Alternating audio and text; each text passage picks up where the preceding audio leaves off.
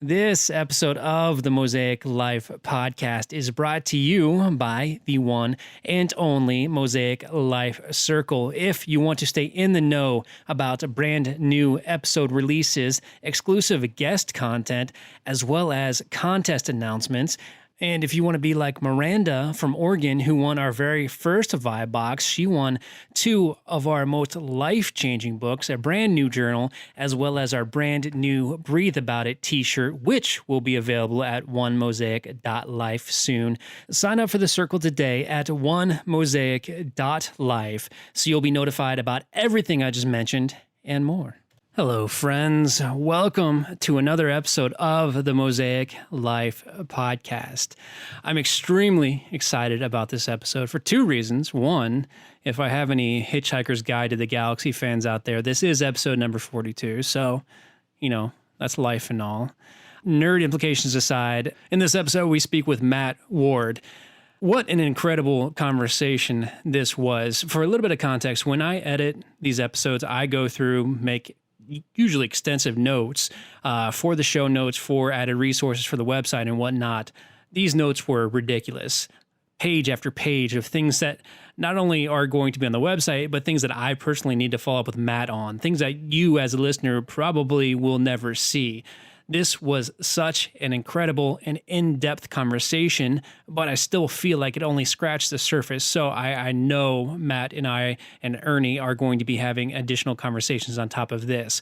Matt, in 2002, he started a website agency called In Concert Web Solutions, which he, in turn, sold in 2018 so that he could focus on helping other businesses get to more word-of-mouth referrals. His book, More Word-of-Mouth Referrals, Lifelong Customers and Raving Fans, released in 2018 and was a #1 new release.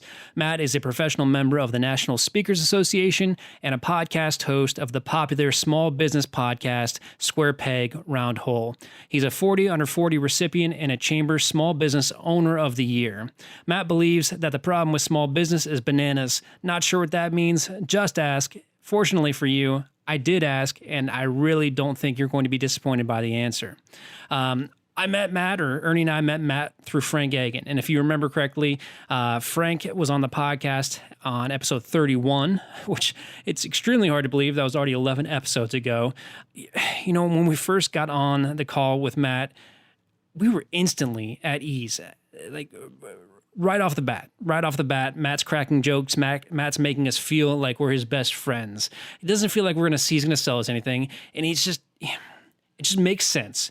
His stage presence after watching several of his videos and his presence with us was just astounding. He's so genuine that I would be amazed if you didn't get that same feeling hearing it from your end. We spoke with Matt for close to 2 hours, and I think maybe an hour and 20 minutes, an hour 30 minutes made it into the podcast. There was just so much content in this episode that if you're a business owner, or if you do any sort of relationship building for your career, or even if it's just something you're passionate about, I can guarantee you're going to get a lot out of this. We spent a lot of time discussing how we can give without expectation and what that means for business growth. We also talked about Matt's upbringing and his time at the Milton Hershey School, which I honestly wish we would have spent more time on. It was extremely inspiring, and it's a great program that I didn't know much about, which helps families who are living in poverty. All that said, I don't want to spoil anything else, so please enjoy this truly inspiring conversation with Matt Ward. Welcome to the Mosaic Life podcast. Life is an art. Every moment a picture painted in time. The color, texture, lighting, all context. The Mosaic Life vision is to cast a warm glow on your masterpiece, highlighting the struggle while showcasing the culmination of years of hard work. Join us for guided meditations, interviews with authors and leaders, and engaging conversation as we explore the depths of our consciousness. When you can see visually, you can actually create connection and conversation around the things that you see. So you're drinking water right now, but I suspect that you drink some sort of beer or wine. I can see it in the photo. Right? Mm-hmm. Some sort of sky picture over there over your left shoulder. Yeah. Some sort of weed plant or something in the middle there. I don't know what that is. Totally. Yeah. Freshly harvested. It's drying. Yeah. So one of the reasons I bought Wilson was so people would say something. I love Nice. it. I love it. Yeah. Create a thing. And like Castaway isn't like my most favorite movie of all time. I think it's a great movie from what was it, the 90s probably. But it's funny because it's like I use that to segue into a conversation about the TV show Survivor. Like, Nice. because I love that show. Is that still on? Yeah. Yeah, it's still on. Oh, Yeah. nice. Okay. Yeah. Well, I mean, they had their season finale a couple of weeks ago. They gave away $2 million this time. Oh wow. Yeah, I haven't watched that show in years. I used to tell myself, one day I'm going to be on that show, and then I think we all did. yeah. Yeah, I think they've done 30 seasons, 30 or 40 seasons, and they're still taking contestants. You They're should, just not going to take a fat, bald old guy, so I don't qualify. Although Richard Hatch was on there the first time around. Jeff Probst is an incredible conversationalist, Trey. I really think you'd appreciate it nowadays if you watched some of the tribal councils and things like that. Maybe we should get him on the podcast. Even better. Good luck with that. Yeah, no kidding. I'm sure he's not busy on CBS. Nothing better to do. He did the finale show from his garage, and they sent him a set like to sit in. It's the corniest thing. That's incredible. That's awesome. What do you guys want to talk about today? Let's talk about.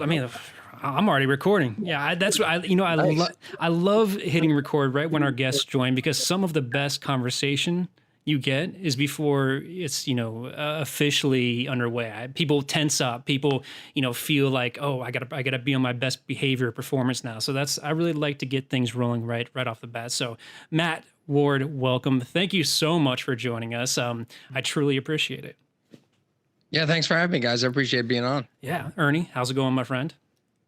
Good, man. I'm glad to be here. I'm having a great conversation already. I'm Yeah. excited. Yeah. Yeah. Well, Matt, you and I are connected via Frank Agan, who has since spending time. Don't tell anybody that. I won't tell anybody. I won't tell anybody else. But since spending time on the podcast with us, Frank is.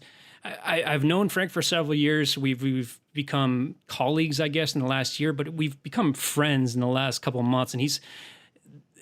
The generosity that he shares with his network and the people he's connected to is just it's unparalleled, and I really appreciate that, and it's something that I'm trying to bring into my own life, and I can only imagine that Matt, that you're similar to that. So how do you know Frank? Is it strictly from Am Spirit, or just, what's your story with him? Dude, it totally is. So he cold messaged me on LinkedIn because he wanted to be a podcast guest on my podcast. Nice. But my podcast wasn't still going. It was on hiatus. That's probably how he ended up on your podcast? No. So he sent me that cold message in LinkedIn and just wanted to connect, and I could kind of read the tea leaves. He kind of wanted to be on the podcast, and that's cool. I get those requests all the time because I've never updated the end time frame job as a podcast host. It just still says to present, right? Sure. Because we may go back and do it again, but we did 2 years of it. And so anyway, we started conversing, and he invites me to be on his podcast, which I thought, well, that's cool. I go on podcasts a lot, so I'll go on his podcast. And then we just built a relationship. And then from there, I invested. I became a franchisee of Am Spirit Business Connections. And that was in February of 2020. And have the franchise out here in Massachusetts, and am doing that because but to be clear, I didn't just like randomly go from being a plumber to being a network, a networking group franchisee, right? So my specialty is in referrals, and that's what I do as a professional speaker. I talk about how to get more word of mouth referrals. I wrote a book about it. And my passion is building relationships with other people and showing other people how they can build better relationships with the people in their lives, whether it's personal or professional. And so then I started kind of seeing some of the stuff Frank was posting. I was like, hey, this is cool. And maybe it is that the big behemoth networking organizations need some competition because they're they're faltering in lots of ways. And so I said, well, let me bring Amsphere to Massachusetts and let's do things a little bit differently. And so that's what we did. And I will tell you, I've experienced the same. I thought I was good about connecting people and caring about people. And I wrote a book about it. But Frank is like, it's like next level.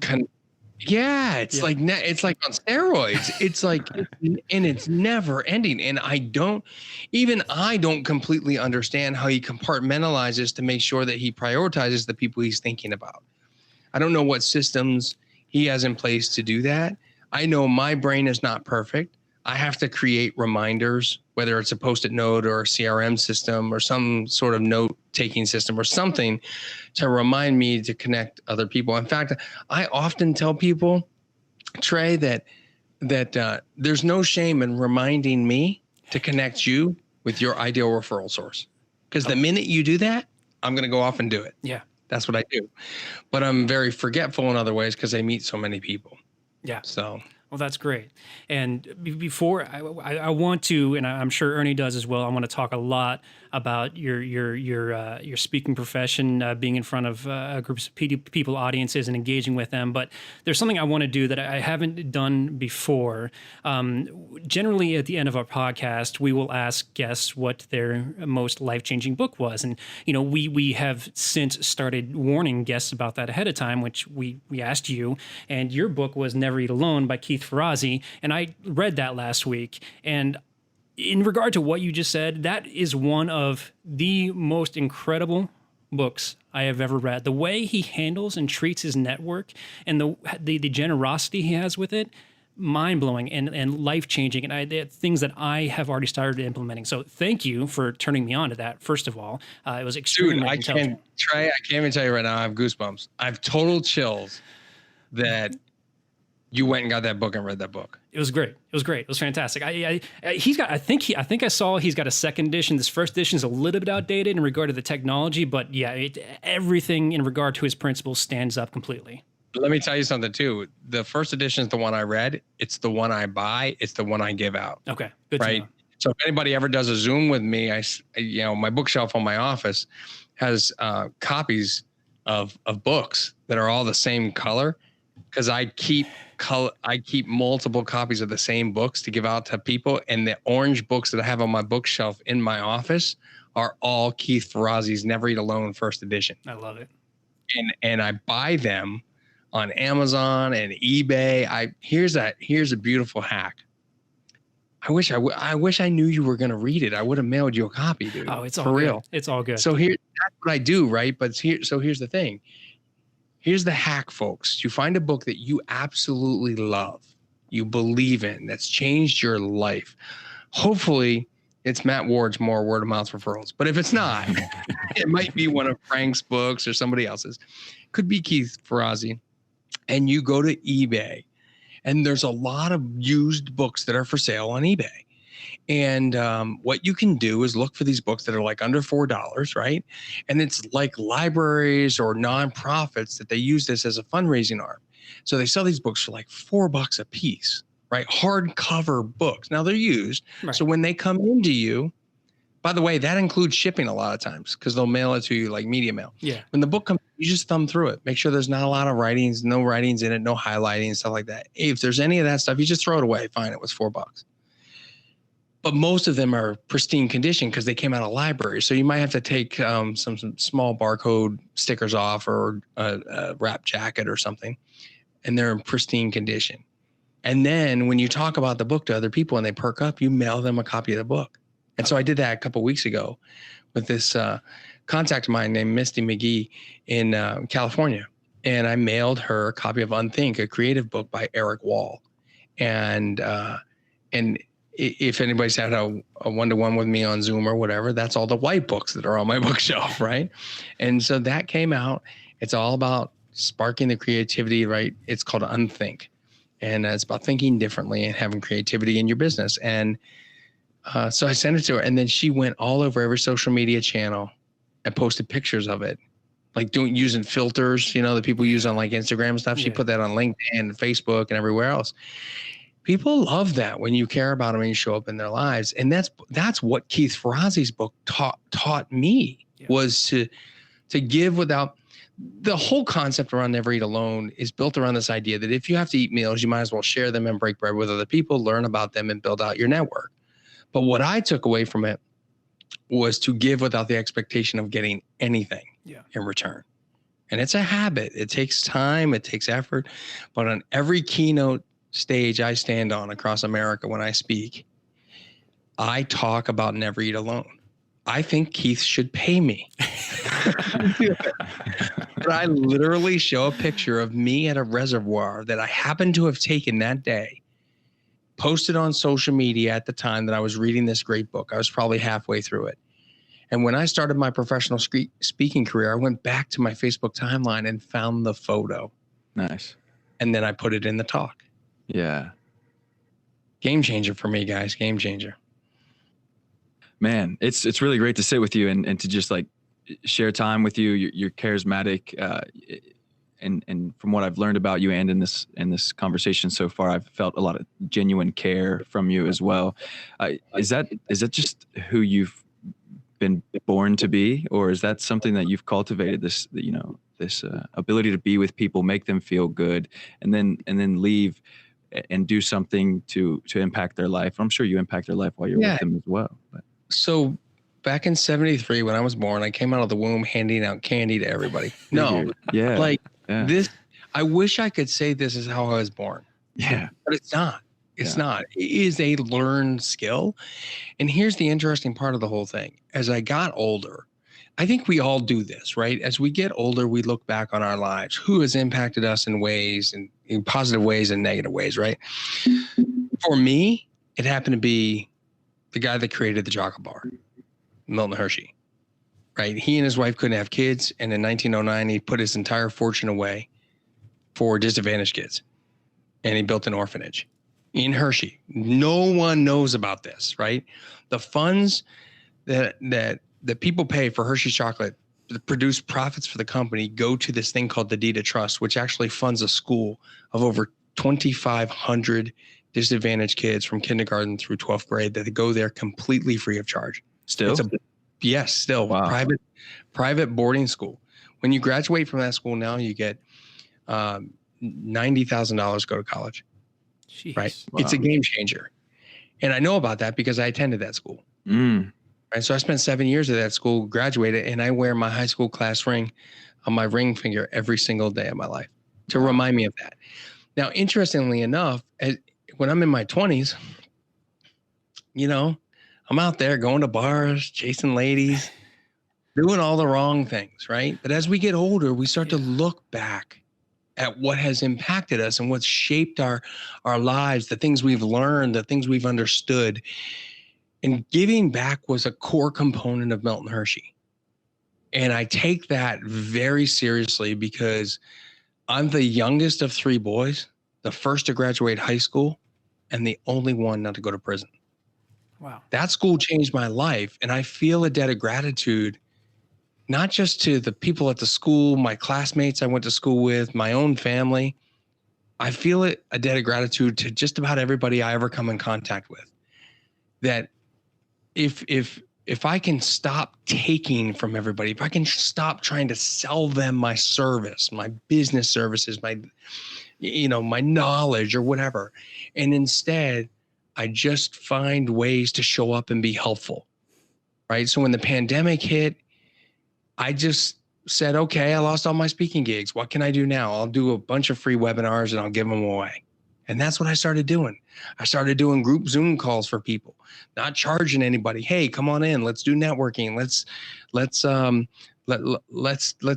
help this industry. So I do some work in the vacation rental industry, right? So I stood up this weekly Tuesday night call called the Roundtable. And the first time we did it, we had like 4 people in it. And now it's growing, right? Because people are starting to hear about it. And we don't charge for it. We just get on and we're trying to help people get more bookings and figure out what they're going to do with their business and navigate the payroll protection program. And I don't have knowledge in any of that stuff. I know I'm good in a number of things, but if I can just give without that expectation of getting anything in return, it helps. And it is a learned skill. What I tell people from the stage is, as you start to implement this type of policy in your life, you will constantly think, when's my turn? Right. And you need to know that there's nothing wrong with thinking that. The challenge comes in acting upon it, right? So I even think it to this day. I've been giving away free stuff for 2 months, and I'm thinking, okay, how am I going to pay my mortgage? I mean, I'll figure it out. I pay my mortgage. I'm all right. But if you'd like to send a check, the address is on my website. So here's the thing. Here's the thing, though. Like, I'm fine, right? But there are times when I think, well, when's my turn? It's just when you voice that to somebody else, it comes across way differently. Right. So we just don't act in that way, and instead, we just show as much gratitude and effort as feasibly possible to help other people out, and they will in turn return the favor to you. It's the reciprocity effect. We are, as humans, built that way. So it's a learned skill. You got to practice it. It's like people that believe in meditation or gratitude or prayer, whatever it might be. We know that at the end of the day, our turn's gonna come. Yeah, just believe it. Yeah, beautiful, man. So Matt, in regard to, should we turn that into a country song? By the way, we should. And Ernie's a musician, so Ernie, you on top of that, right? On it. We need a little ditty there, Ernie. Right. I missed what part that we would turn into the song. The whole thing. Gotta be it'll be a strong hook in there or something. Yeah. Matt, so I was watching your sizzle reel on your website, and in regard to giving without expectation, you told a story about a rental property and the Big Ten network, and as simple as it may seem, there's such a strong business lesson in there. So I'm hoping that you wouldn't mind sharing that story here and maybe providing a little bit of additional context, because it's an extremely important lesson that not only business owners but just individuals can learn as well. Sure. So I happen to be a vacation rental owner myself, which is how I ended up doing some work in the industry and speaking for 4 different conferences. And as a vacation rental owner, I bought a property, a small town home in Fort Myers, right near Sanibel Island, in 2015. It was a foreclosure property, and I had no idea what I was doing. I had been a real estate, owner before, both single family and sort of long-term rentals, but I'd never done short-term, less than 30 days. Things like 5, 6, 7 nights, stuff like that. And so ultimately, what happened is we list on the typical sites, Airbnb, HomeAway, et cetera. And we start to get our guest inquiries. And this guy, Jed, books for March of the following year. And so when Jed booked, he, at the time, I don't know any better, but come about a month in advance, Jeff happens to be from Michigan. And he reaches out and he says, hey, do you happen to have the Big Ten network? And I'm like, what's that? And I start to think, it's not Wi-Fi, right? It's not a network Wi-Fi. So I do a quick Google search. I realize it's a channel, because on the East Coast, we don't get the Big Ten network, right? We're not in that section of the United States, or so to speak. Right.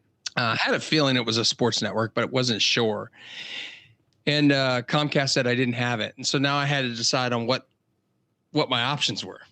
Right. So this guy spends, a whole month at my property, and he wants to watch basketball. Why? Because it's March Madness. And if you're a Big Ten fan of any sports team in the Big Ten, you want to watch March Madness. Turns out Jed's a huge University of Michigan Wolverine basketball fan. And this comes up through conversation, through messages on the platform, and also through phone calls. So I decide, okay, what can I do? Comcast is going to charge me $10 to add the network. Fine. I can charge Jed $10. I think that's kind of crude. So I just say, hey, I've added the network. I want to let him know that I'm over delivering. Right.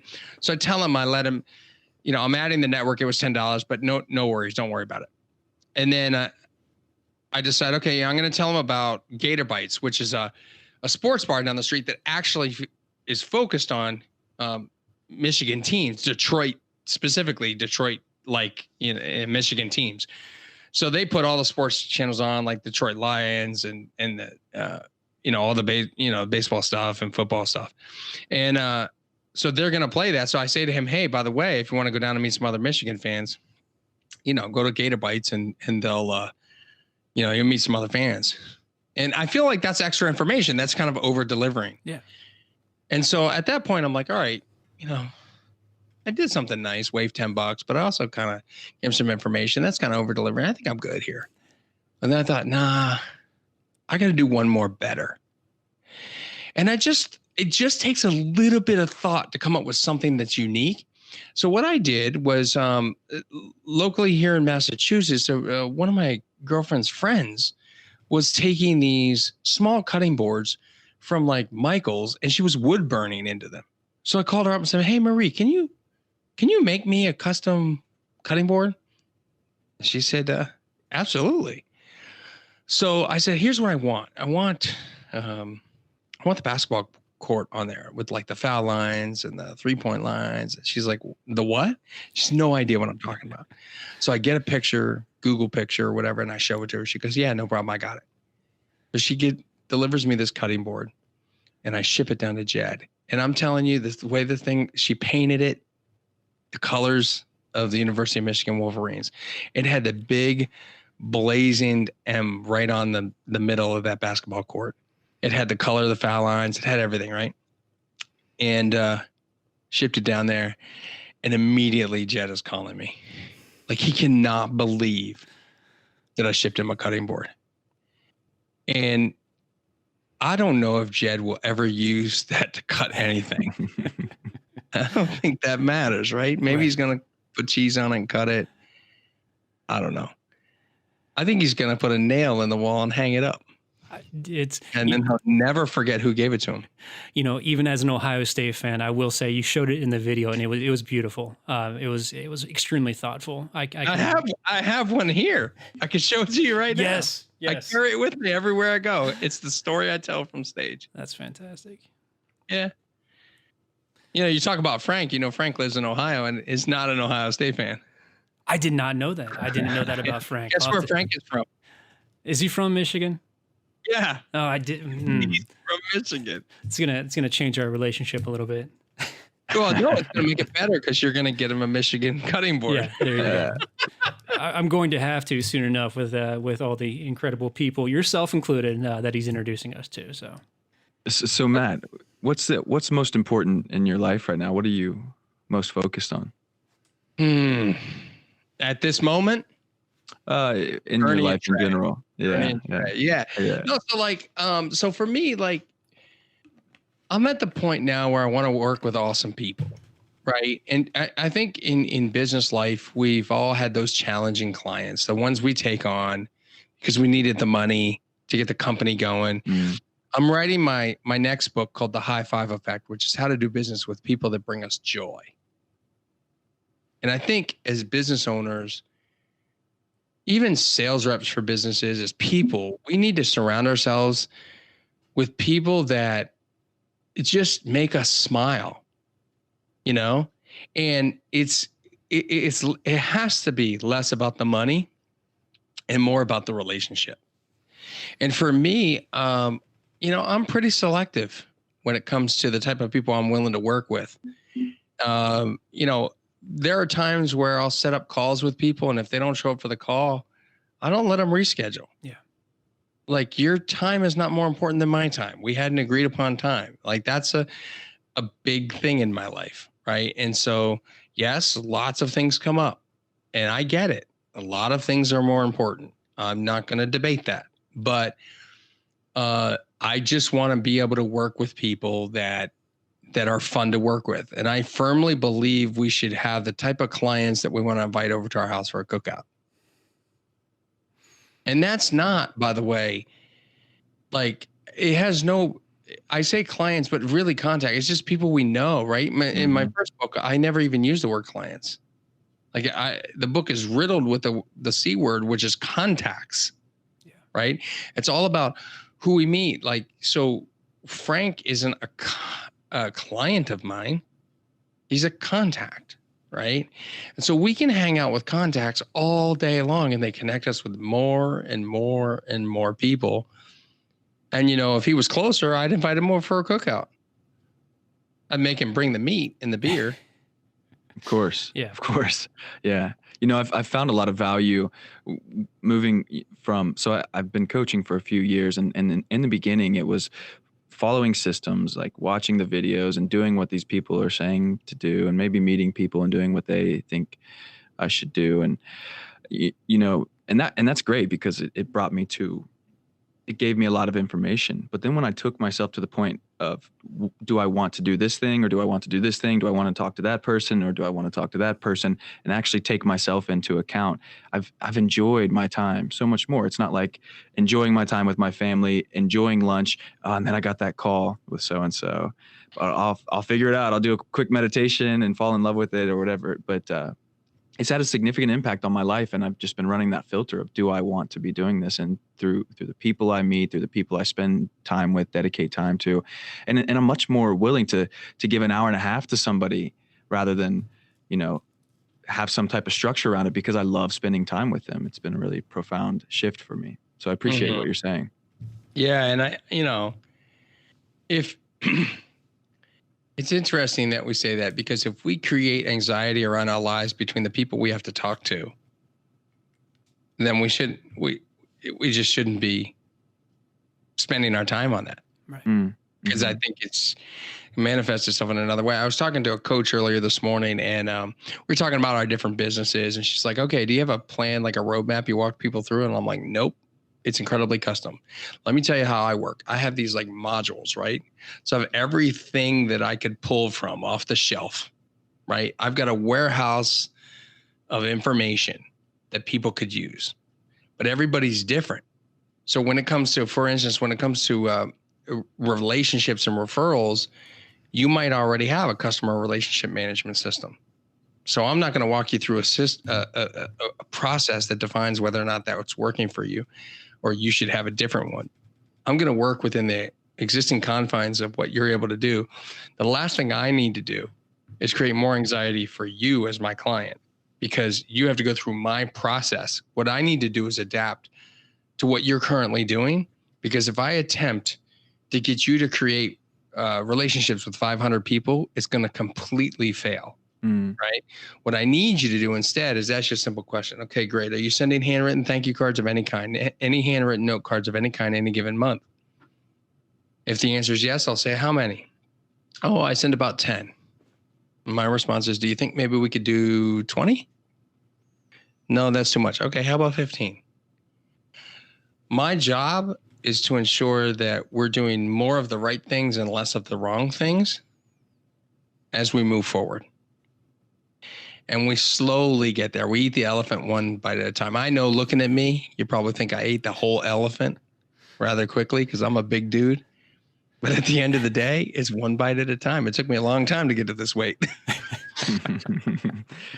Yeah, I'm thinking of like meeting people where they are. And another point that you made in a couple of the videos I was watching prior to us having you on, listening, man, like in order to actually, meet somebody where they are, and in order to pull from your stockpile to give them the right thing, it really takes that other skill, which is like serving people well, for me, was a learned skill. Was it the same for you? Something you had to habituate? So yeah, I talk about listening, and it's super, super hard. I have a post-it note. I have a post-it note on my computer monitor. It says, listen first, listen again, then speak. Because I am an interrupter. Like, that's what I do, because I'm a creative guy. Because as I said, by the way, I said before that I went to a boarding school, lived in a home with 16 other boys, and had a very difficult time getting a word in edgewise. So when I have an idea, I go, there's the idea. And I just shove it into the conversation. Like, I talk about this sometimes when I have, one of the first things I'll do with a client is say, oh, by the way, I have this problem. I'm working on it. I work on it hard, but I just want to make you aware of it. It's not that I'm trying to cut you off. I have a great idea. and it just blurts out, So it's a challenge sometimes. I am far from perfect, but I'm working toward it every day, right? One small step. As James Earl Jones said, just putting one foot in front of the other. I can hear him say that in his voice. Make progress every day. Yeah. Yeah. And that's just how I've always looked at my business life, my professional life. I'm the worst organized person. Like I have papers all over my desk. I'm not that prototypical lawyer in a movie that's got the stacks of papers, but I'll never forget that I had an assistant come in one time, and like an organizer type person to help me get organized. I said, okay, I'm going to hire an organizer. Help me get my office organized. And I had to kind of go through a questionnaire type of thing. Like she was just asking me before she came in, okay, so you have papers on your desk? Yeah. Okay, do you have papers on your floor? I went, no, I didn't know you could do that. But by the time you come in, I'll have papers on my floor. Your hiring her worked out well. You got new places to put things. I had papers on the floor. I'm like, that's a genius idea. I should have used the floor before.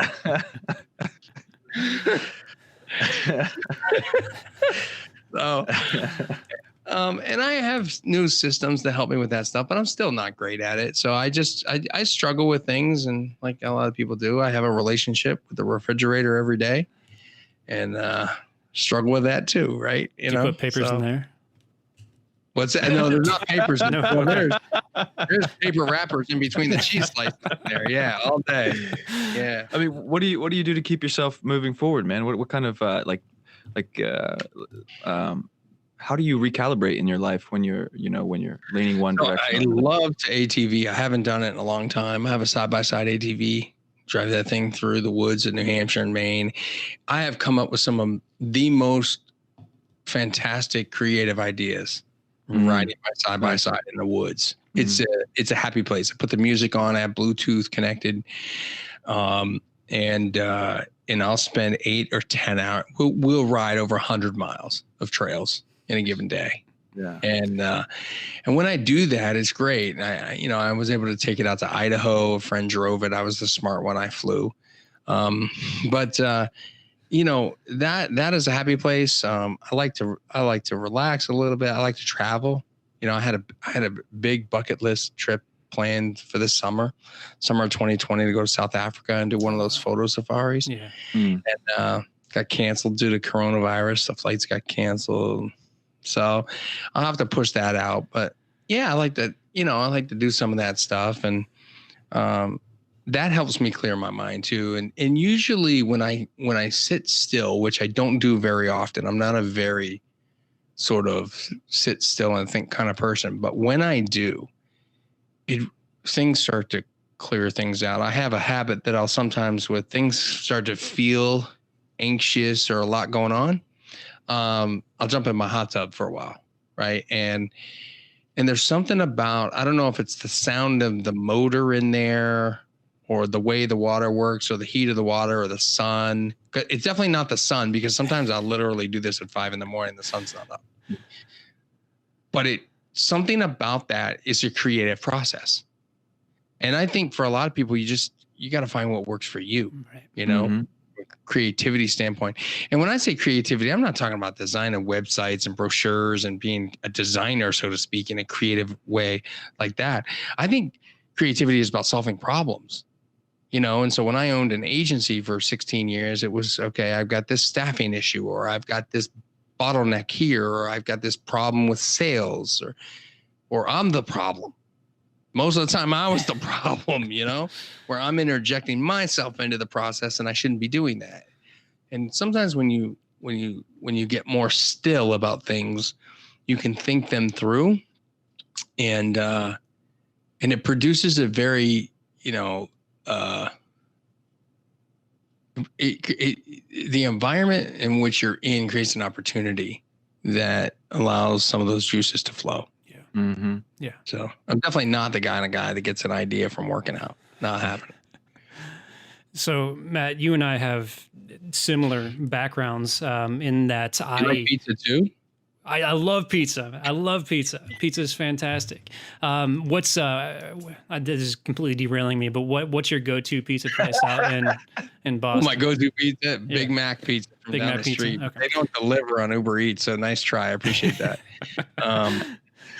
Yeah, pepperoni and mushroom, that was the other one. Nice. That sounds awesome. Anyway, so I a couple years ago, I went off on my own. I'm a web designer. That is what I do full time. That's how I make my money. But especially in the last 2 weeks since reading Never Eat Alone, I've tried to figure out how I can add more value to my network. And do so in a way that isn't salesy, obviously, but just be able to beef it up, not necessarily expand it, but make sure that I am the person that people can come to when they need something. And just because we have that similar background, how did you make that transition? Not everybody needs or wants a new website. So how do you get your face in front of somebody and say, hey, listen, my passion is networking. My passion is being a super connector, as Keith put it. How do you do that without the misintent or the miscommunication of saying, hey, I want to sell you a website? Okay, so that's a great question. The very first thing you do is in the messaging to actually have the Zoom meeting. I'll call it virtual networking because that's what everybody's doing right now. Yeah. Outside of virtual meeting, it's one-to-one coffees, right? Yeah. Because that keeps the waistline a little trimmer than the lunches. So here's the thing. It's all in the messaging. The very first message you put out to the individual. If I'm going to do this with Ernie, I'm going to say, hey, Ernie, lots of changes been going on in the world. I've been setting up these one-to-one virtual connection meetings and love to learn more about what you're doing and share with you what I'm up to. Can we schedule time? Ernie says yes, and I send him my calendar link to schedule a time. Boom, done. If I do that 50 times, I'm going to get 42 to 44 connection requests because I'm not selling anything. Right. I'm very clear I'm networking and I want to learn about them. And when I get into the call, I need to ask them questions before they ask me questions. Make it about them. Then ask them follow-up questions once you listen to the answers. Yeah. And you end the questioning of them with, who can I introduce you to? When they say it's their ideal client, you just redirect them back into their ideal referral source. Yeah. Right. And then when you get off the call, and by the way, before you get off the call, let them know who your ideal referral source is. So I'm going to tell you who that is, Trey. Yeah. Because I was in the web world. Please. It's an IT service provider. Yes. Anybody that does computers is your number one referral go-to source. And so before you get off the call, you just say, yeah, any introduction to an IT guy would be fantastic. And anybody that does break fix, computer repair, managed IT, that would be awesome. So then you get off the call, and the very first thing you do before you do anything else is you find that person that they needed an introduction to. So if they're a realtor and they ask you for a mortgage person, get into your contact database and get a mortgage person and make that connection. Make that connection within 5 to 10 minutes. I've been telling people schedule a 30-minute call and end the call at 20 or 25 minutes so that you have the remaining time in that 30-minute block to make that introduction. I was so good at doing this before virtual that the head of the chamber called me one day and said, do you know anybody that does websites? That's incredible. I was like, dude, what about me? We do that. Like that. I didn't even tell, I wasn't even telling people what I actually did.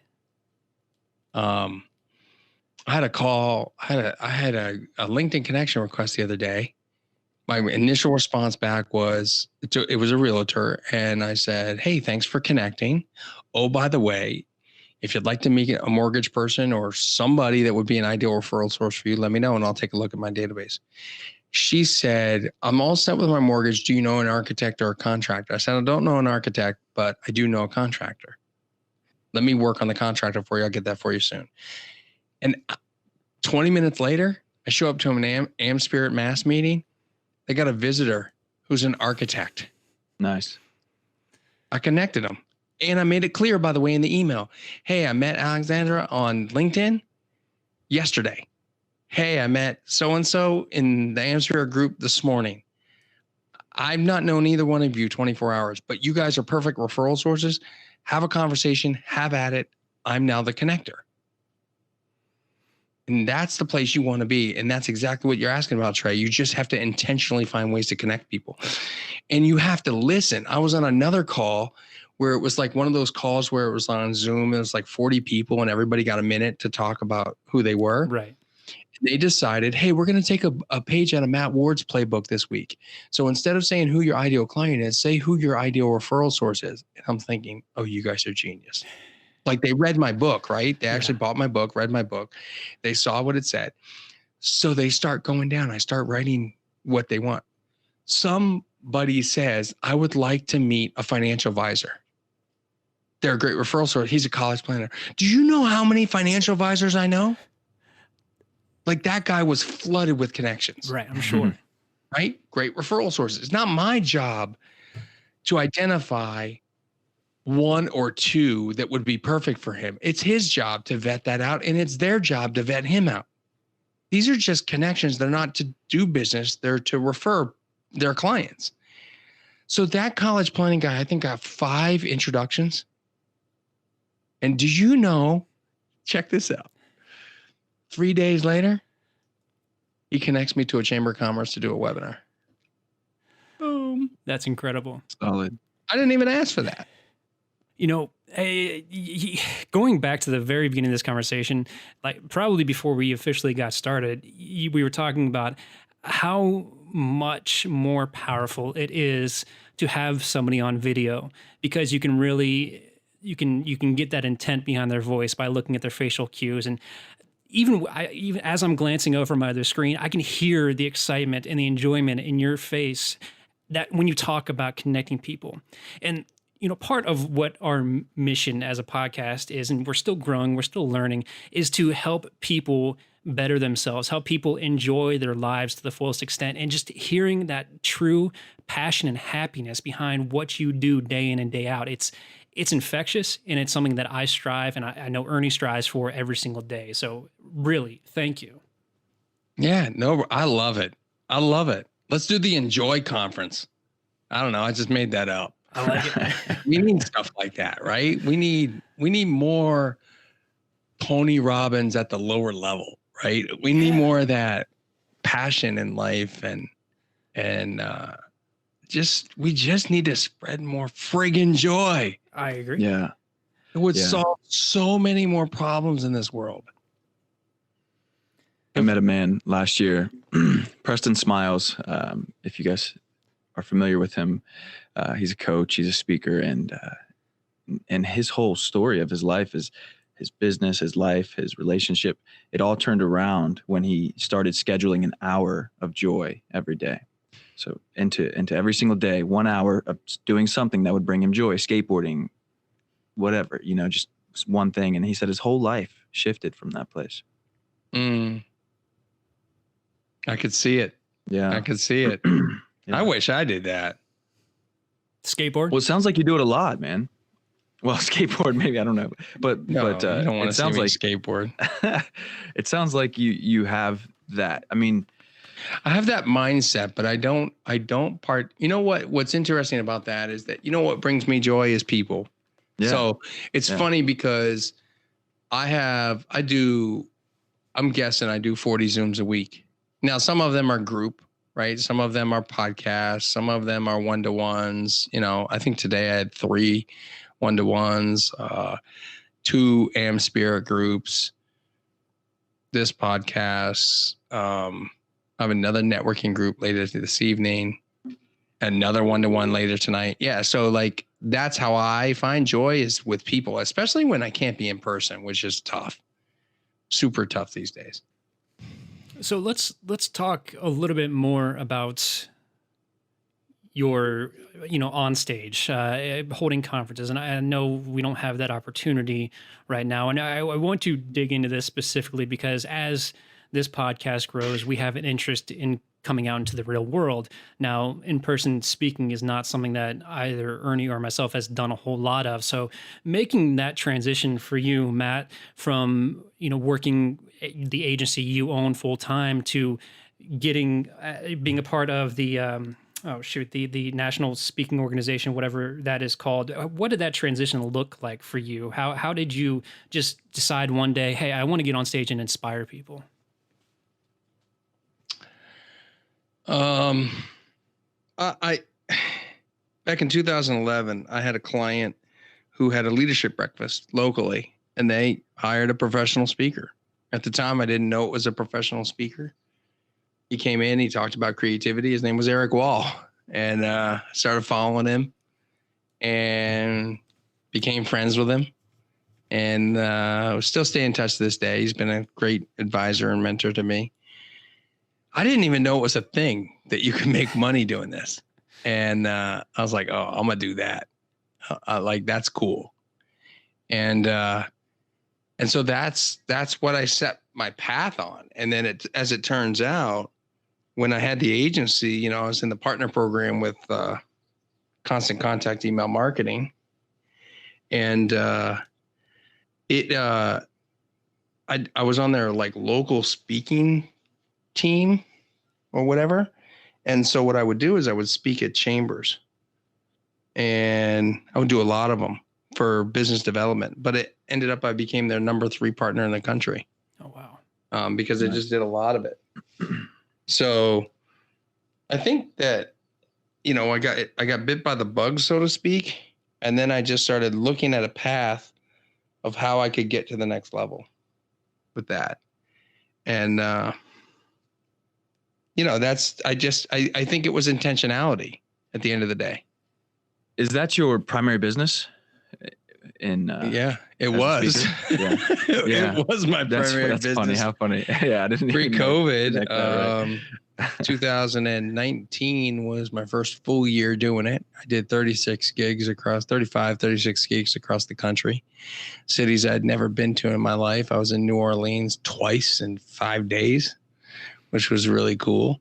I'd never been there, so that was awesome. But, you know, and I was in Vegas, which I've been many a times. But when COVID-19 hit, the professional speaking business dried up completely. Yeah. I mean, it went virtual.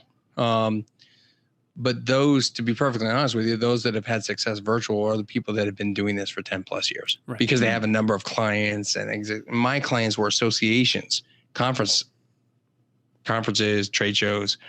So they're not running, so they're not hiring. You know, I have done some virtual presentations, and I'm in talks to do that. But yeah, not that is no longer my primary source of revenue. For me, it's the consulting and AM Spirit and other things. You know, Facebook Marketplace, eBay.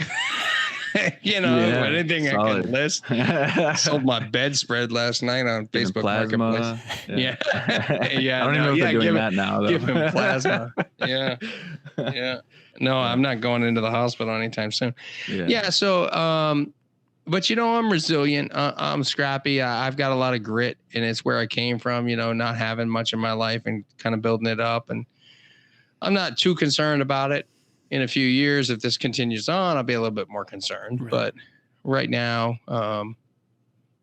yeah, you know, I've always dabbled in real estate as well. So I think that's another avenue I think a lot of people can be thinking about that doesn't generally get hit by situations like pandemics. I mean, if you own a property and you're renting it long term, then you could have an issue there collecting rent depending on who your tenants are. But, you know, it's generally speaking, and I'm not a financial advisor or wealth advisor or real estate advisor, but generally speaking, real estate does well in situations like this. I just heard a story today that a lady took a real estate agent took a listing, hasn't even hit the MLS system yet. And she sent it to 6 other agents who thought that they might have buyers, right? Right. And before it even hit the system, they had 2 offers. Jeez. Nice.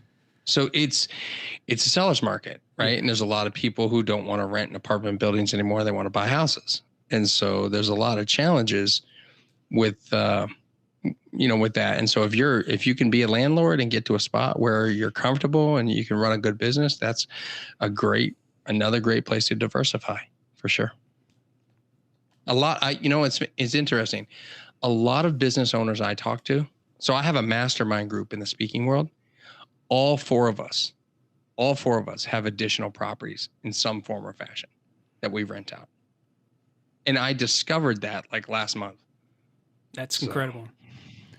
All right. So I do want to ask you because I saw this written in several places, and for the life of me, I couldn't find the answer to it. And you prodded me to ask you, why is the problem with small business bananas? Finally, you asked me.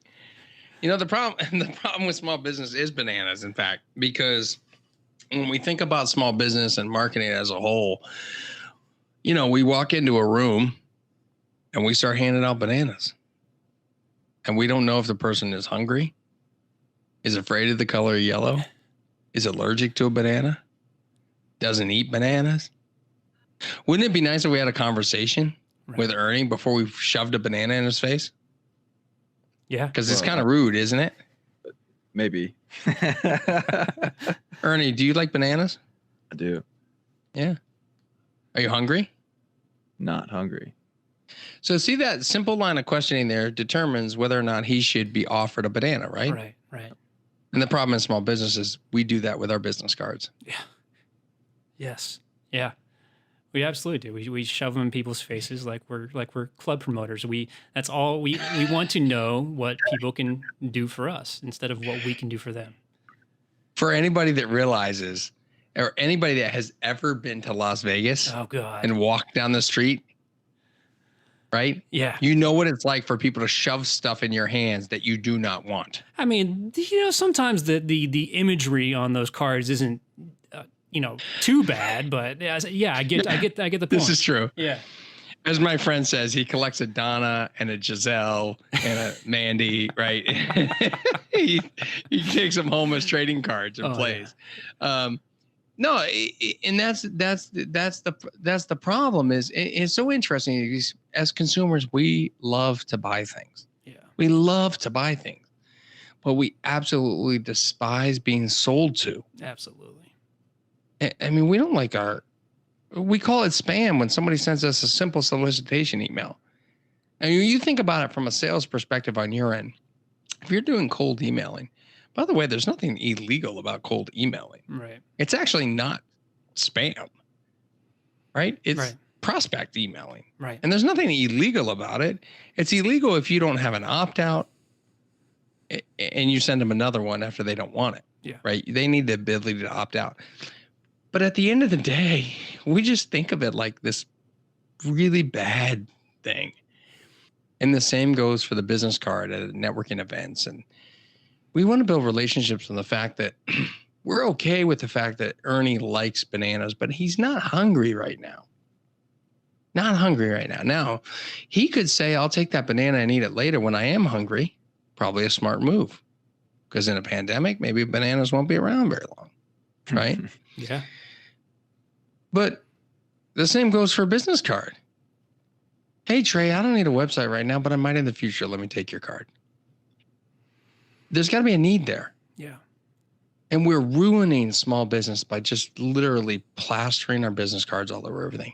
Probably one of the better things that's happened with virtual networking and the Zoom networking stuff is that people aren't in a position to collect business cards. I was just thinking, I can't remember the last time I gave out a business card, and I don't know if that makes me happy or sad. I mean, really. Yeah.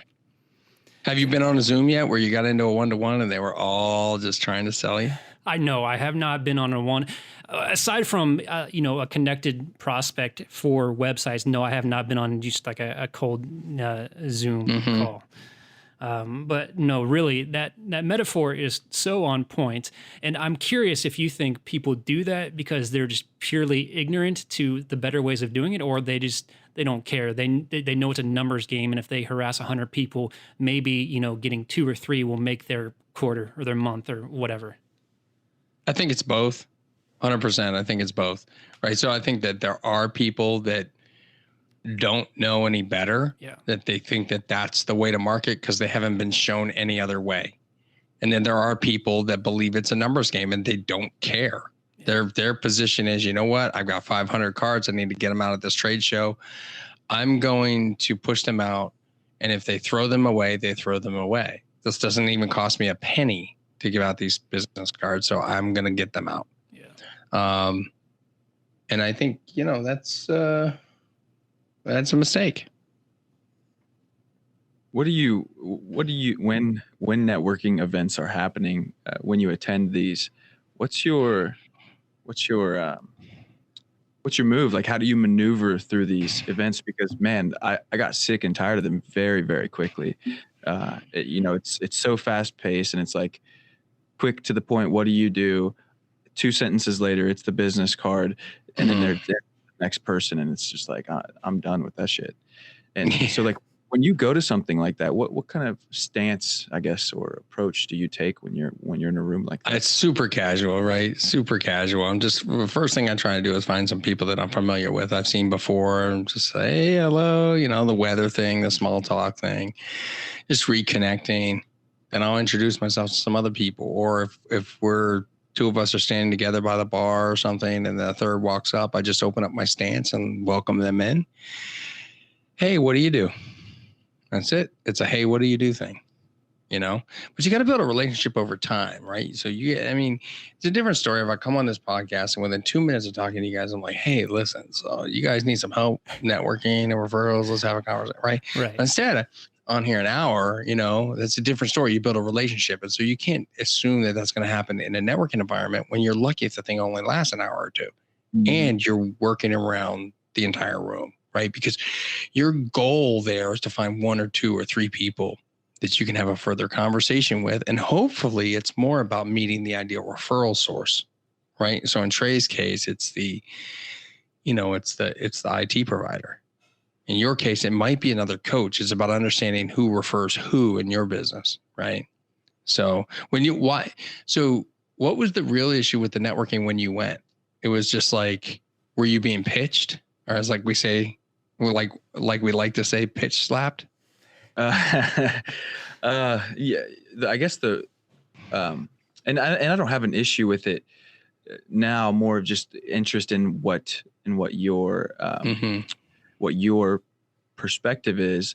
I had a low tolerance for, and I still do, I have a low tolerance for when I sense a persona or sense this like I'm going to a network event and this is how I'm acting, and like it's coming on. So it's just like when I really want to relate with people, when I really want to feel another person and connect with them.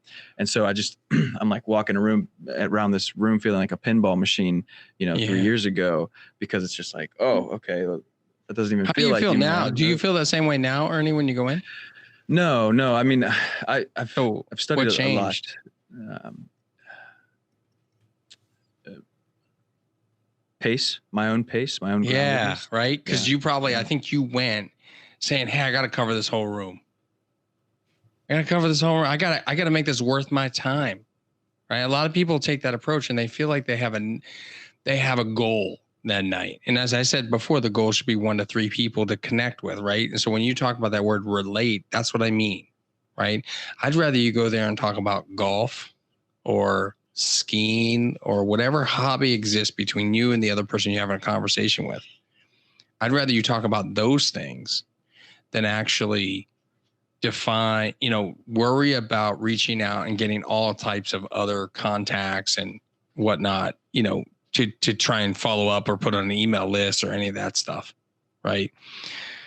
For me, my goal at in-person networking events was always to get a quick introduction and then make an offer. Would you like to connect on Zoom deeper or connect on LinkedIn? That'd be great. I'd get a business card. I'd come home and the next day I'd send an email. Hey, it was great connecting with you, Ernie, last night. If you got a chance, I'd love to learn more about your business. Let's connect on a more deeper dive on a 30-minute Zoom call. And probably 40% of the people I met or took their business card would take me up on that. And that's the process I used.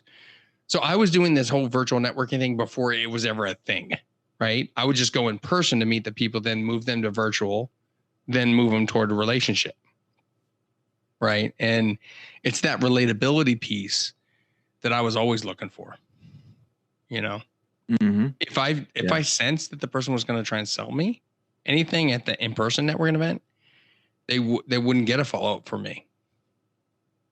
They're left pocket material versus right pocket material. I like that. Yeah, I've just solved it by not networking, like not Yeah, going to so networking events. that's part of the problem too. And here's the other issue. I don't mean to say I'm not making relationships. I'm just saying like Sure. The meetup apps, like networking Yeah. events, or the Facebook networking events, like that are specifically networking events. I just kind of So Ernie, don't even. specifically, what is it that you do? So this last year's been a big shift, and I work in embodiment, and I work with mindfulness, and most specifically with men. So creating more presence in men's relationships with their wives, with themselves, with their children, with their profession, and connecting deeper to their purpose and to what they want. So how do you get business right now? You get it by referral? Yeah, referral, Yeah. and I still network, right? Sure. I don't feel that word Who anymore. who refers you? People that I have worked with, people that have seen or met me in some way. Yeah. How about any specialties? Are massage therapists referring you? No. Why is that? Because I hadn't had this interview yet. I mean, the number one thing I hear all the time is that my clients refer me. Mm-hmm. And the reason I hear that is because the people don't actually track who refers them. Mm-hmm. So if you were to write down on a piece of paper on the left-hand side of the last 10 clients you had, then on the right-hand side, write down who referred them. You'll see something emerge on the right. Okay. Now, it might be clients. You might happen to be the exception to the rule. But generally speaking, clients don't refer because they don't want to share your time. It's subconscious, right? They don't want to share you with others because you're serving them in such a great way. And what I know about referrals is that people refer when an opportunity presents itself. So an opportunity presents itself to a client less often than it does a referral source. So we want to look at people who are doing mindfulness with men. Like, for instance, I have an individual on my mind who only works with men. And I think he could be a great referral source, right? I don't know. There's a deeper discussion that has to happen there to understand whether that's a good connection piece where guys might serve the same type of clients and be able to refer back and forth. Mm-hmm. But interestingly enough, I have to think, okay, well, where do men go? So I'm thinking, just right off the cuff, I'm thinking CrossFit. Yeah. Right, working out. And so if we talk to a CrossFit trainer, right? A CrossFit trainer isn't going to find out from a CrossFit customer in the middle of a workout that they need your service. Where they're going to find out about it is when the workout's over and all the barriers are broken down. And the guy who they were training opens up and says, my relationship's falling apart. And the CrossFit guy is not the guy to fix it. Yeah. No, I felt that shift. The shift took place for me, not in as deep as a way that you're allowing for me now. But when you started talking about referral source and not focusing on giving somebody a client, but a referral source, it's like, whoa, that's a totally different thing. It's like, here, take this tree. Rather than like, here, take this apple. And that's solid. And here's solid another in the angle. way that Right. Here's another angle with that too, which is, your clients, maybe one of the things you work with them on is not just mind health and mind awareness, but also body health and body awareness. Right. So there may be opportunities to connect with nutritionists and with the CrossFit trainer where you're referring out, it's hey, funny. are you working out? It's funny that you say that because you're like, well, usually clients don't refer you, but I have a client who I've had multiple clients who've referred me, but I have one in particular who's referred me a lot, and they're both a CrossFit trainer and a nutritionist. Unbelievable. Super funny. Yeah. It's a connection I would have never made. You see how my mind thinks? It's all, I'm sitting here sort of trying to connect the dots of who uses your service and what other service they also use. Mm-hmm. Mm-hmm. And there are patterns that develop, right? The best business owners are very focused on working with very specific people. Oftentimes we are too broad early on. So when we ask Trey, who do you do websites for? He's probably going to say everybody. Unless he went to lunch. No, I'm still here. I love I've got this screen up in front of me. I'm listening to you guys talk. Matt, I love that you're really digging into Ernie because he always digs into me with these deep questions. So hearing him have to answer them. What is this, like some payback or something that you're like over there? No, I mean, no, these are solid questions, man. To answer your question, I mean, no, I prefer working with small business owners who want websites that are that are majority of which are for informational purposes only, not with a huge budget for an agency, but somebody who just wants personalized care. So I'm sure I can be more specific than that, but. Well, let me ask you a question about that, Trey. Yeah. Do you have any, have you done any lawyer websites? Yes, I have. I have done one lawyer website. Just one? Yes. How about fuel service or oil service or homes contracting service type companies? The closest to home contracting, well, I've got 2 house painters that I manage their websites, and then title agencies. That's probably as close to that category as I've gotten. Mm-hmm. What's the other kind of website industry profession that you think of when you think about your clients? So yes, it's definitely the home type industry that I have found some sort of niche in.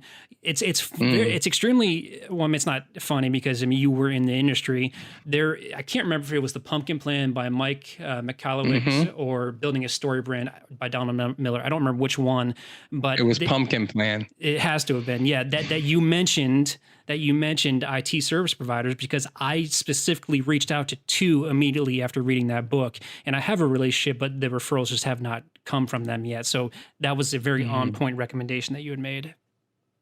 Yeah. Yeah. So Pumpkin Plan is all about trimming off the small pumpkins so the award-winning gigantic pumpkin that goes to the fair can weigh the most, be the most, and get all the nutrients from the vine, right? Right. And so this idea that Mike Michalowicz wrote this Pumpkin Plan about this concept that we got to sort of cut off the bad apples, the bad pumpkins on our vines, which is our clients in a lot of ways, that are bleeding our nutrients to death out of our business and allow us to focus on the right thing. I think that was a shift for me as well when I read that many years ago. Actually spoke with him at the same conference back when that came out. And interestingly enough, if we don't ignore the other people that want our service, right? That's not what we do, but we put our efforts into those that we can serve the best in the target market that we can serve the best. So we're talking about home services, Trey, we're talking about building relationships with people that are specifically working with those folks. Yeah. So if you're not doing any marketing of any kind, then you want to find a marketing or branding agency that's focused on realtors, home construction, renovators, things like that, where they're not doing websites, and then you guys could trade referrals back and forth. Yeah. One of the challenges with some of these partners, so to speak, is that we often aren't giving enough referrals in order to get enough referrals. Yeah. We're also not training them. One of the best things I ever did, and I've communicated this to a lot of people, is, when we have clients come on board, we do some sort of intake, right? Ernie, you're talking to them about, you're asking them questions, right? About that. And so that, you can serve them in the right way, right? And Trey is doing the same thing in the web company. Well, in the web company, we caught on to this. Once we realized that the IT profession was our best referral source, we modified our intake form to ask, who does your email? Who's your IT guy, right? Who's your IT guy? So that we could call that person and say, listen, we're working with the same client. We're not going to mess up the email. No worries. Anything goes wrong by happenstance, we don't expect it, but if it happens, here's my number, et cetera, et cetera. Oh, that's great. And then I'd follow up with, oh, by the way, we work really well with IT professionals. In fact, a lot of our clients need IT professionals like you. Would you like to have a cup of coffee? Yes. Yeah. Boom. Referral program. That's incredible. Right? Yeah. Now, because we couldn't give out as many referrals as we got in, we would pay, which is standard in that industry, 10%. Yeah. Not every industry is standard in. But if you're finding ways to, if you're a financial advisor, you should be asking who your CPA is, who does your taxes, who's your financial advisor, right? These are all centers of influence, people that we don't know about. And we might know about them because the name we might recognize. But if we don't know about them, we can reach out, have a conversation, start building a relationship. And the same goes for Ernie. Like, okay, great. So we're going to work on these things. This is what I focus on. Tell me a little bit about, how you run your life. So where do you work out? Who's your personal fitness trainer? Oh, you don't have one of those? Okay. Let's set that aside for right now. We might come back to that later. There's a referral for your CrossFit guy. Right. Yeah. Okay. Where do you get your massages done? Okay. You only get one a month, but it's where? Okay, great. So yeah, maybe we want to increase that just to kind of release anxiety and those type of things. But we'll talk about that later. But now you have the name of the facility that they go to. Now you can go to these people without disclosing personally identifiable information. Hey, I'm working with a client. Obviously, I can't disclose who that is, but I just wanted to let you know I'm working with a client who told me that they come here, and I was hoping to have a conversation to see maybe what synergies we have. Maybe we could refer back and forth for the right client fit. And here's the thing: when we go after these sources, we need to talk to 50 to get 5 or 10. We have to talk to 50 to get 5 or 10. It is a game of numbers because not everybody's going to be interested in a relationship. Not everybody's going to see the referral opportunity. And then it takes a while. It takes 6 months. And we have to educate them on how to get us the referrals, because the massage therapist isn't going to know what to say or how to ask the question of the person on the table. It creates the problem, or it has them verbalize the problem that you solve, Ernie, right? They have no idea how to ask the relationship question or how to ease into it. Oh, you're tense. How's your relationship? The right shoulder blade usually indicates a relationship issue. Is there something going on there? Yeah, you know what I mean? Like, I don't know how that stuff works, but maybe there's a thing in the foot or something. I have no idea. So I think these things take time. But it's also a discipline that we have, just like with anything we all do. We have to be disciplined at what we do. And this stuff takes time to get ourselves disciplined in building better relationships and looking at the long term. Yeah, it's really solid, man. This idea of a referral source is really a foreign concept, and it definitely feels good to experience, massage therapist, CrossFit, and then just like, what else is out there that makes sense for what I'm doing, and how do I offer myself as a service to them, to those people who would meet those people who want to create a better connection in their life. Yeah, that's what I'm all about, providing tons of value on calls like this. Solid. Yeah, that's great. I'm glad you got something out of it. I'll send you a link later on where you can schedule a call with me to pay me. No. Yeah. You want my program? I'll send you a LinkedIn sales pitch. I'm drinking these new Diet Snapples, man. They're pretty good. I'll send you a couple there. I didn't realize how good they were. You know what I love about Snapple? You know what I'm going to say, right? Man. Yeah, the thing inside the lid, right? You want to hear it? Yeah, ready? What is that one? All right. Double Dutch jump rope is considered a cross-training sport. Boom. I should be hitting up the Double Dutch jump rope championship. You should. Adult championships. What? There's probably a thing. Make sure you don't go to the female one. You need to go to the male one to make sure you stay within your market. Yeah. No, I work with women too. And actually up until this year, I predominantly had mostly female clients, but I've had a lot of shifts in my life that has given me a lot of passion and with the impact that men can have in the world and the ways we can develop strength. So I'll hit up both the men and women Double Dutch championships. All right. Matt, thank you truly for spending so much time with us. This has been a phenomenal conversation. I'm going to have to thank Frank for the introduction. Seriously, thank you so much.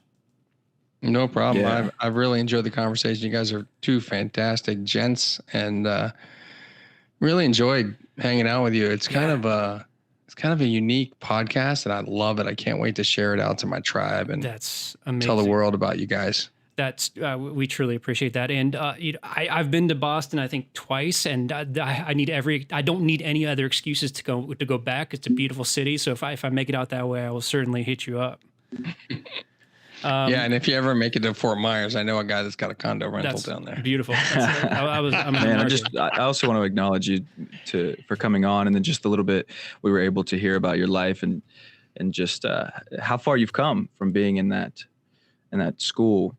What was it called again? It's called the Milton Hershey School. Yeah, anybody can find out about it at I think it's mhskids.org. Okay. Yeah. Perfect. Yeah, and It's a free, you know, anybody listening to this podcast, if you're a single parent, if you're a grandparent raising your kids, if you're within 200% of the poverty line, then you're going to qualify if your kids are before their 16th birthday. So you might want to check it out, mhskids.org. That's incredible. And It's on the back, by the way, it's on the back of every single Hershey chocolate bar. Nice. Yeah. Nice. Yeah, man, just how far you've come and from there and the habits that you've cultivated in your life and the type of person you become, because watching you on stage was really cool. I felt really good watching your videos, but then like interacting with you, like you were talking about, it just really brought a lot of joy. And so I want to appreciate what you've done to come to this place from where you've been. True. Thanks so much. I appreciate you guys having me on. Yeah. So before we wrap up, Matt, I just want to give you a chance to, shout out where people can find you. You have a book and you're working on a new book. If you want to talk about those real quick, please, by all means. Sure. I mean, my book is on Amazon. It's more word of mouth referrals, lifelong customers, and raving fans. You can find me at mattwardspeaks.com. That's where all the videos are that these fine gentlemen have been talking about, and obviously where they did this amazing research on me. I also have a YouTube channel. That's youtube.com/mattwardspeaks. I put out a referral tip every single week. We've got a word of mouth referrals Facebook group. You can just go to Facebook and search for word of mouth referrals. And we're happy to have you in the group. And just, again, we're not selling anything really. We're selling joy. And I don't know how you put a price tag on that. So you can't. Yeah, the new book I'm writing, I'm in the process of writing it now. First section, probably about 3 chapters, is done, called The High Five Effect: How to Do Business with People That Bring Us Joy. It's how to better choose your clients so they don't bog you down and you get more clients that make you happy. And a lot of fun. A lot of fun being on with you guys, and I really appreciate it. I really, what I appreciate more than anything is sort of your soothing dulcet tones. Like the interview is just so calming, and I love that. I think that's amazing. Like most podcasts I go on is like, oh yeah, let's talk about business. Rah, rah, rah. And I get all excited and it's great. But what's happened, I don't know if you noticed this, I'm super passionate about what I talk about. But I've been passionate in a very unique way today with you guys. Something about you guys is just calming. And I think that's amazing. I think we need more of that in this world. So thanks for bringing that to the world. Yeah, that's honestly the best compliment that I think we have received as part of this podcast, or best compliment I've received in a long time. So truly, thank you. Yeah, no problem. I'm sure it covers the salary of your podcast hosting fees. Oh, totally. All right, Matt, again, thank you so much. And I'm sure this will not be the last time we talk. But until next time. Better not be. It won't be. Or you're not building relationships. Delete my email. Thanks, guys, and take care. Again, a huge thank you goes out to Matt Ward for joining us on the podcast. If you want to learn more about Matt, please check out his website at mattwardspeaks.com.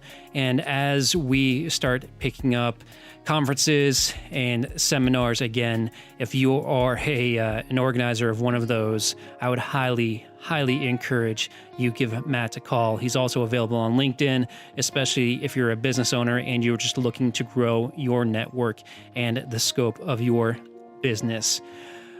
Do us a favor, leave us a 5-star review on Apple Podcasts if you found a value in this particular episode. That helps us get in front of other people. That helps others like you discover our podcast and also derive value from it.